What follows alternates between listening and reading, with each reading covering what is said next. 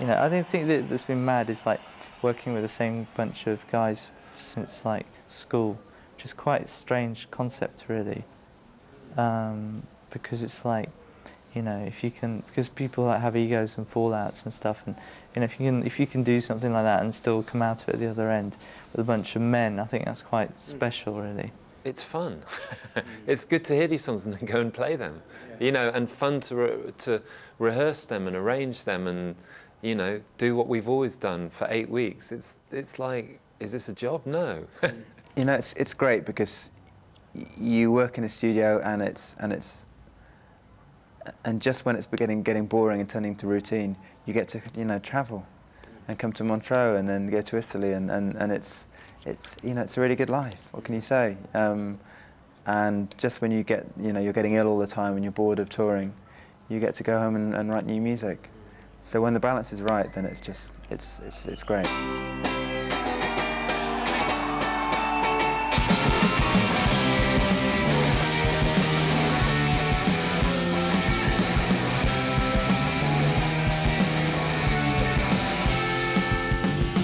Can't get a stink up.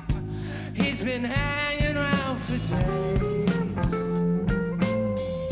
Comes like a comet, suck at you but not your friend.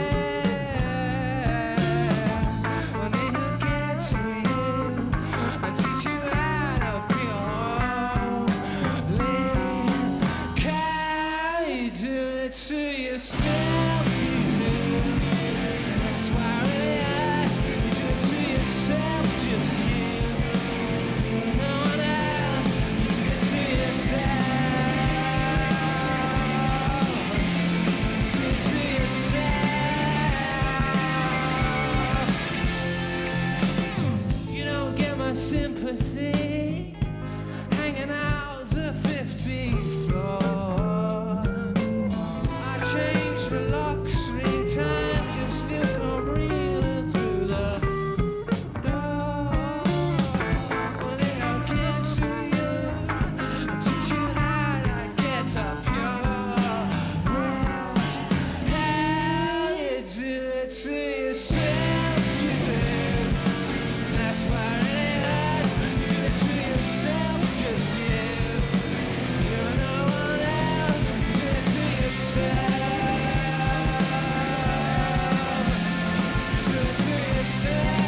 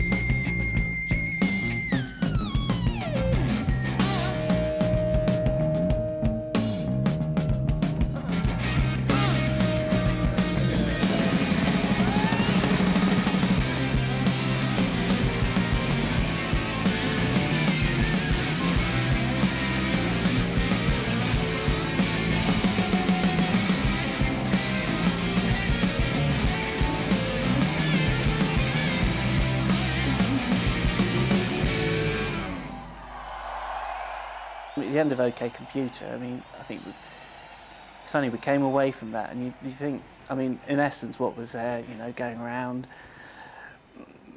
playing to very responsive audiences, going around fascinating places, and travelling very nicely. I mean, all these things, and also, you know, supposedly doing something that you love. All these things should add up to the most amazing experience, and they didn't at that point. We were pretty tight as a band before we signed, and then when you have a hit, the very nature of it, you know, the way that implodes on different people and the way that, you know, it affects egos and stuff like that, and people, you know, it's a big deal. Suddenly everybody wants to shake your hand in America and someone's pointing at tongue going, hey, you're the creep guy.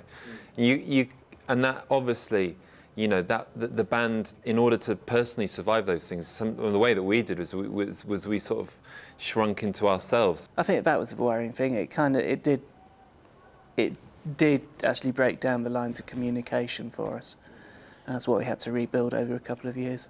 I think that everybody was suffering from a little bit of the same thing, because what happened was everybody lost confidence. It wasn't just me. Everybody lost confidence. So it was really, you know, it was a sinking ship. But I think I was probably feeling it the worst. And then when we went and played in front of people, we got our confidence back.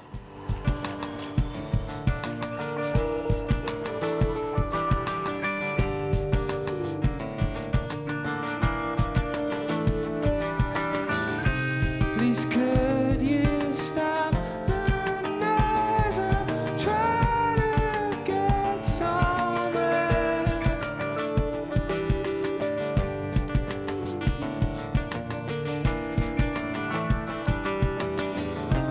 From all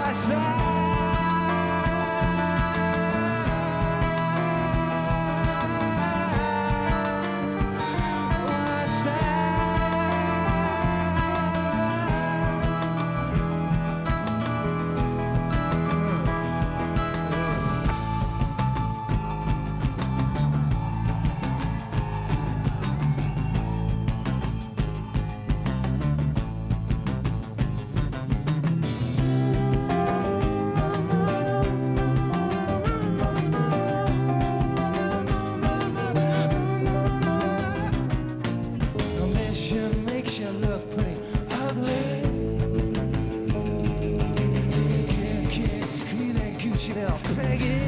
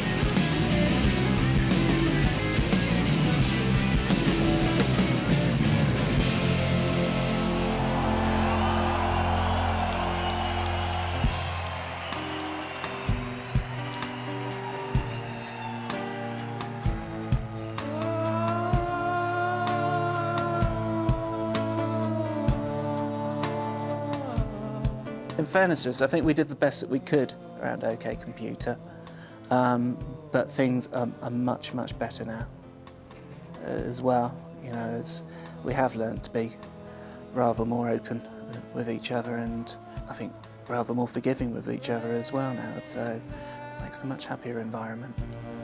Rain now, come on, rain now, oh, rain. The thing about a band is that, you know, when we formed this band when we were 17, you know, you're in a state of arrested development. You know, a band can do that. And then, so while your mates are kind of at home and they've got serious relationships, and even some of them might start have had children, and it's like, well, you know, I've turned 30 in a hotel room and I still, you know, there's part of it that's great, but you're 18 years old still. So what we had to do, when we made the Kid A, we had this rapid sort of, you know, growing up period that went on, accelerated growth.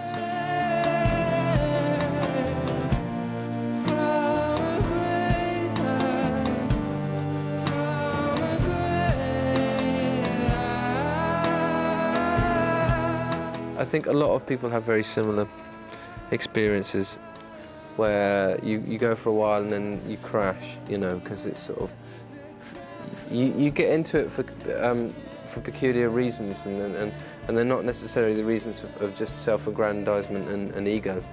You know, sometimes it's because, well, actually you really love what you're doing. Stop!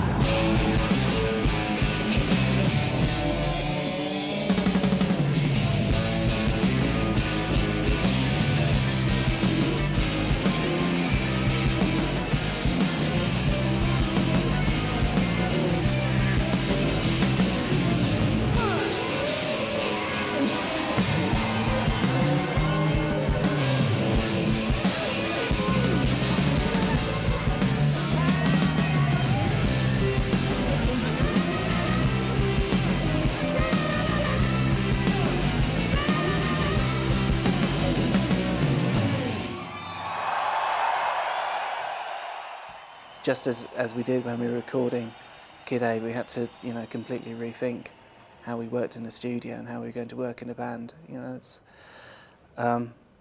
kind of like to save that whole process of doing Kid A and Amnesiac and then going out and touring. It was more or less a process of, you know, not saving the band so much, but making it worthwhile again. When we finished the Kid A record, I got back into it.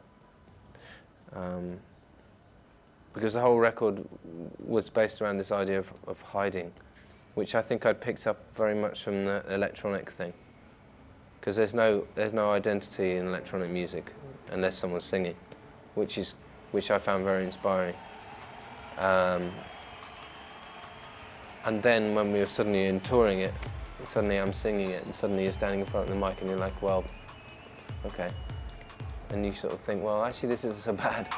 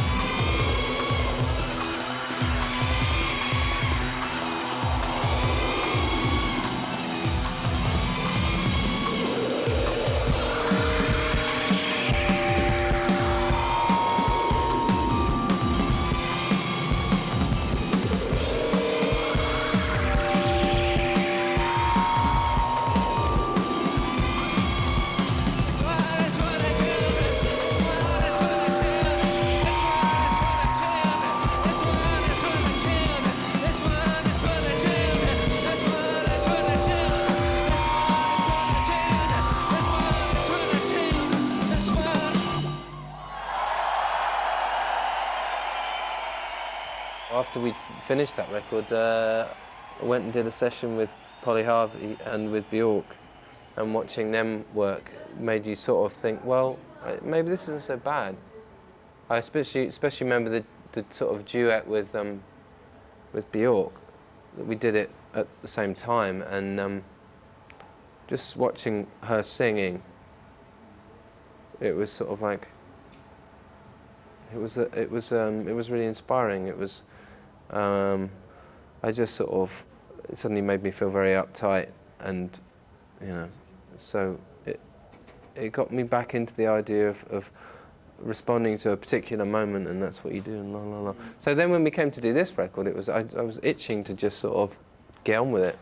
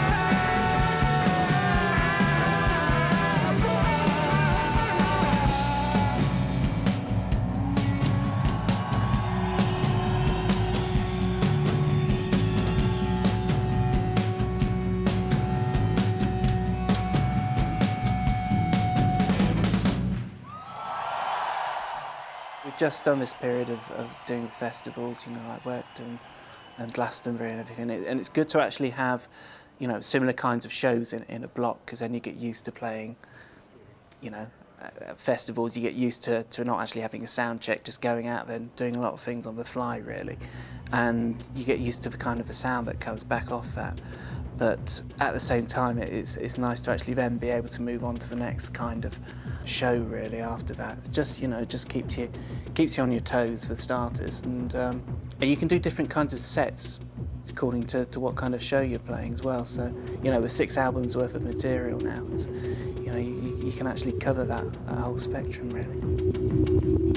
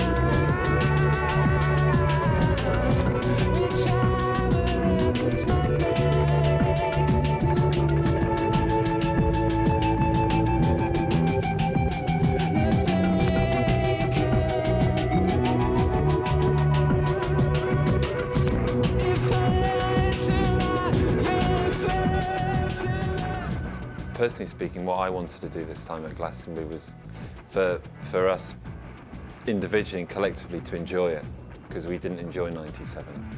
And so this time it was trying to enjoy it, and it was good. I really enjoyed it. It was good to do it again. It was like exercising a ghost, really, for us, because first time we did it, we had quite a rough time. It was a really good gig.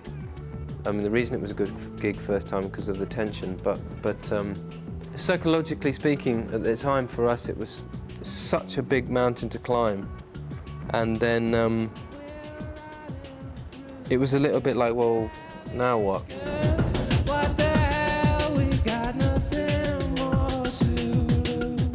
It was a different thing, Glastonbury, this time, because I spent most of Sunday walking around and seeing that really, you know, there's lots of festivals out there, and a lot of festivals, especially Glastonbury, really aren't about the music anyway.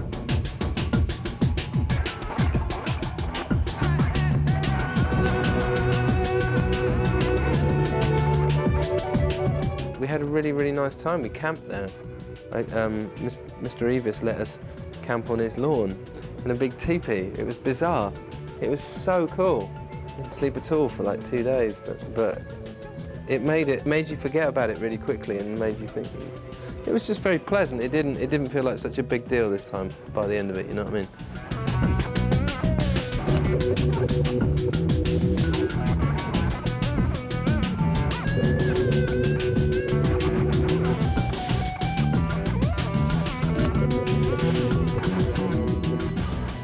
The more we do this, I think, you know, I think the more we become aware that it's a fairly lengthy process to get yourself in the right frame of mind to go and do a show and do it properly, do it justice. We rehearse for a couple of weeks near our home in Oxford. We all live very close to each other, and we just play together for a couple of weeks, and that's sometimes enough. And even if it isn't, it's nice to feel us improving as the tour goes on as well. You know, it's changing all the time. 1, 2, 3.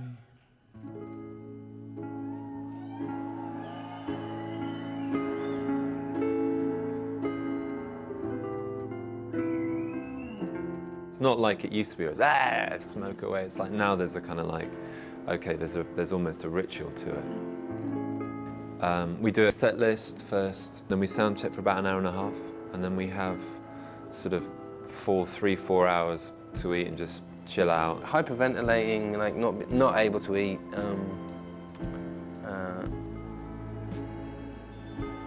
Very, very tense.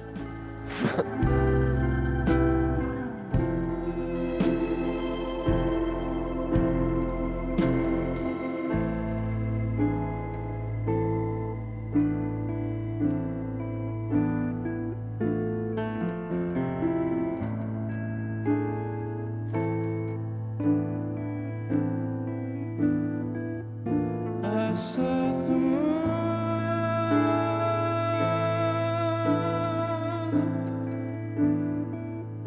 I spoke to her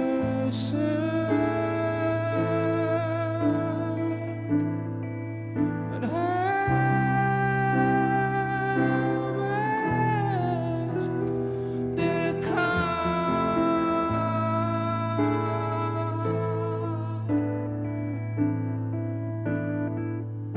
I was dropped from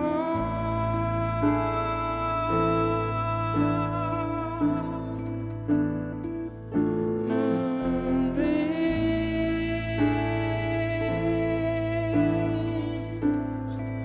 and said I shouldn't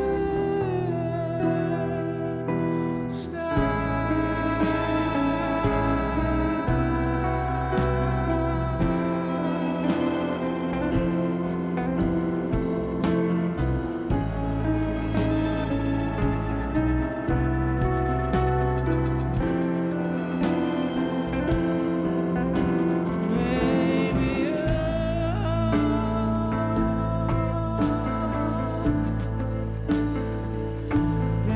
president,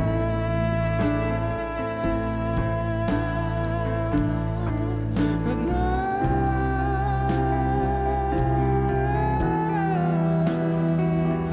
for now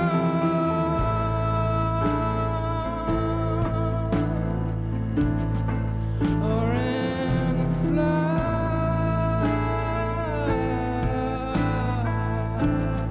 You've been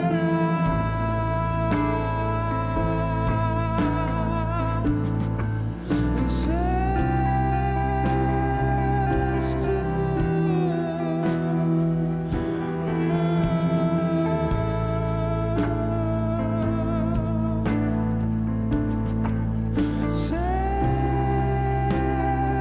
says to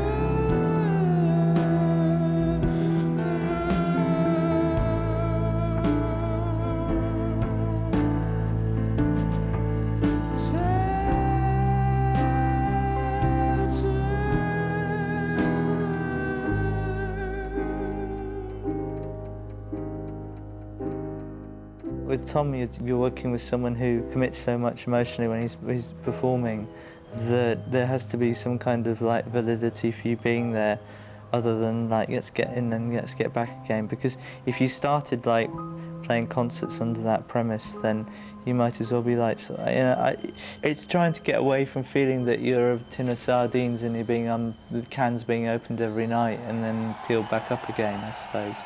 And it's made it a lot easier if you're playing in sort of, the last day of exams for all the kids, 16-year-old kids in Italy, right next door to the matriculation school in Florence, and you're doing 2 shows there, and you've got all these, to be part of that, to sort of punctuate like people's lives like that, it's really great, rather than playing somewhere with like a 1 kilometre circular car park lot around it.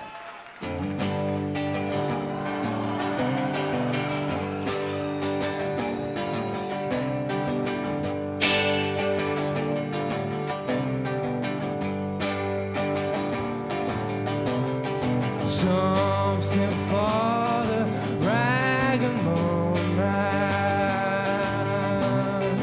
over my dead body. Something big is gonna happen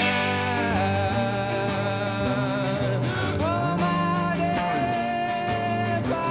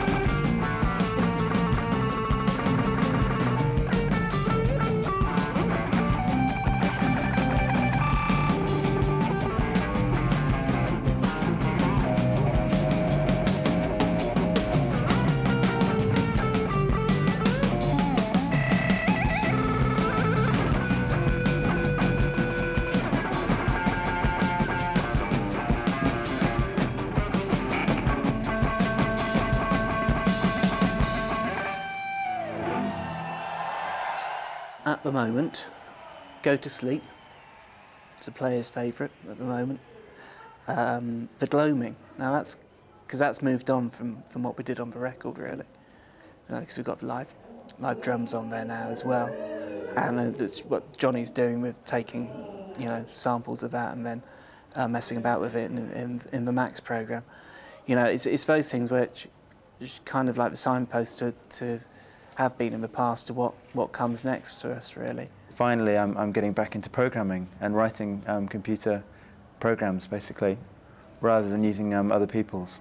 And it's great, they keep breaking and crashing, but when they work, they don't sound like other things, because no one else would write them like that, would want to. So you're using computer in a slightly more raw way, I suppose. And that's what I'm really responding to at the moment. I'm loving it. I think everyone's really into it, because it's funny, when you use commercial music software, you feel yourself being led down a certain path of making music, and you just end up sounding like everyone else, which doesn't make sense, because you should have no limits. Genie let out of the bottle. It is not a witching out. Murderers, you're murderers. We are not the same as you. Genie let out of the bottle. Funny how when the walls bend, with your breathing, with your breathing. When the walls bend, with your breathing, with your breathing, with your breathing.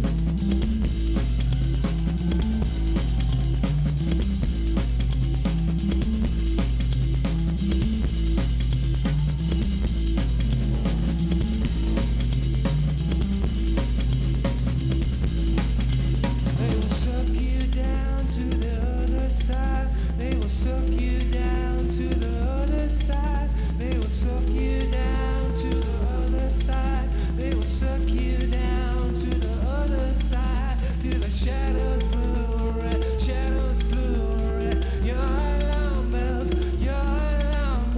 shadows blue red, shadows blue red. Your alarm bells, they should be red. They should be red. They should be red. They should be red. They should be red. They should be red. They should be red. They should be red. This is the goal.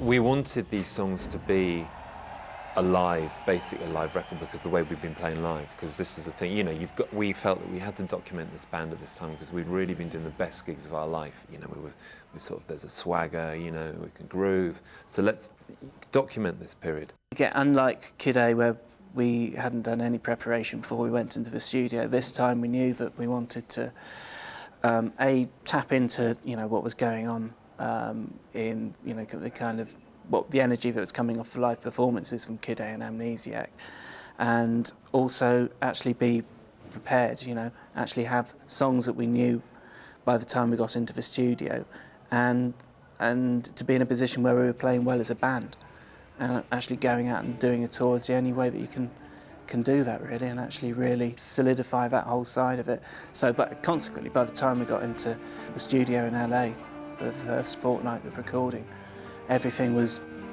flowing, really.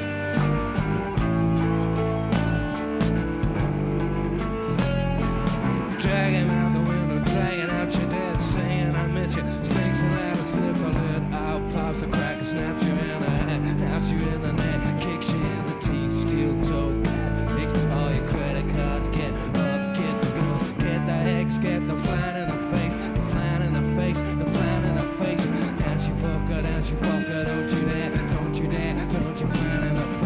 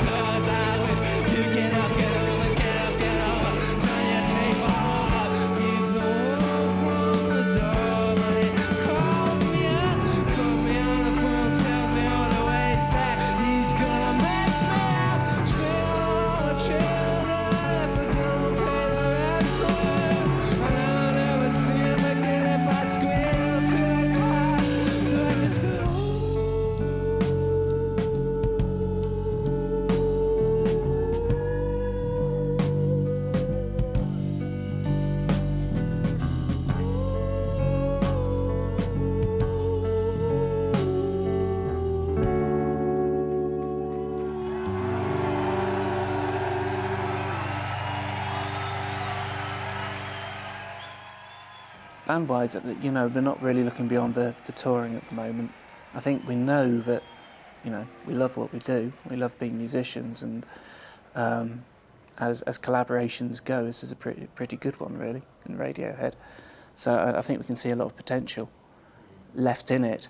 We've got to carry on doing it and enjoy it and be, you know, the day that it feels like it's some kind of, he says, never say never. But, you know, I just don't think we're kind of one of those bands who are going to be, I don't know, 10 years, 15 years time, just, we won't be that, but that idea of a band going out and just playing greatest hits, and you hear Creep and we're in our 50s, that's not what we're about. That's not what we're about.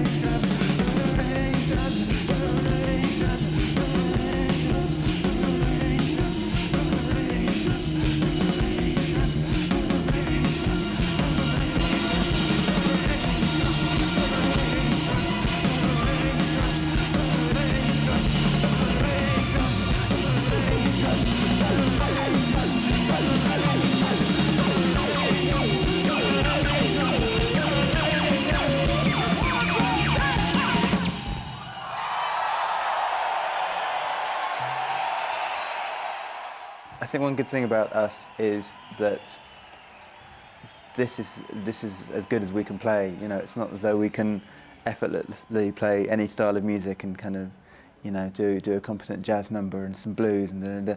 It's like we can't. We can just do this.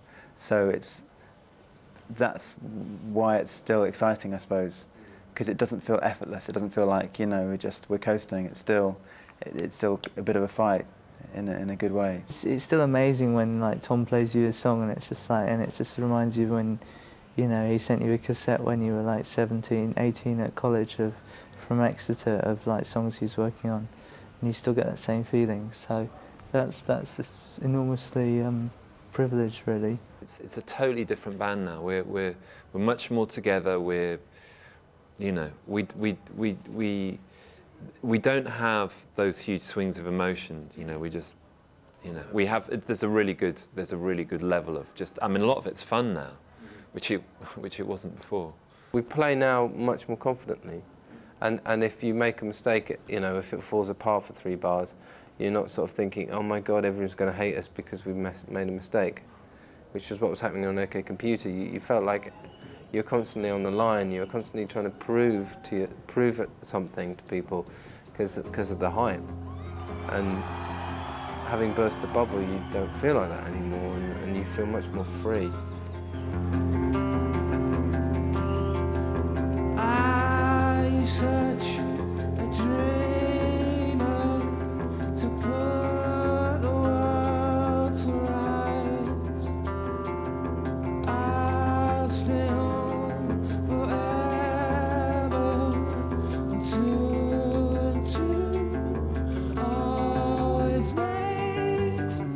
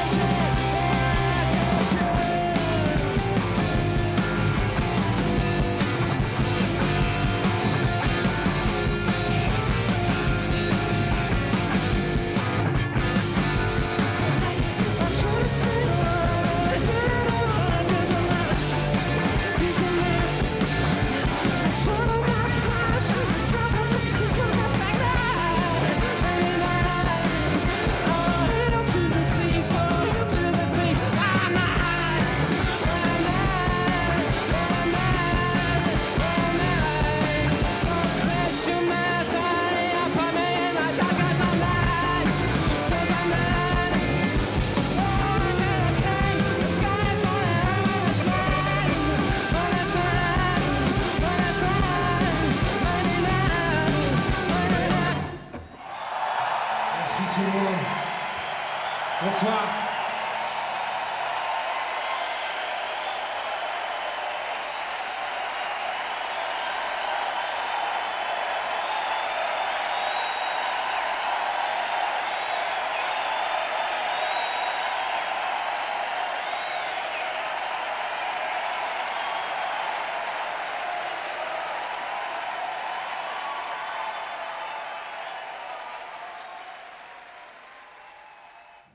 Radiohead live fra Montreux, en koncert fra sidste år.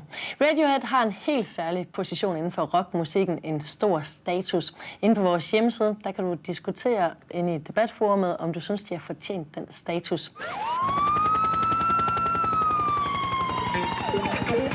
Næste gang i musikprogrammet kan du møde den engelske sanger George Michael.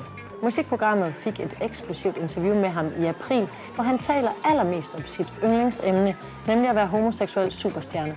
It would be a horrible way to leave my career, to leave people thinking that my sexuality took away my market, because I just knew that wasn't true.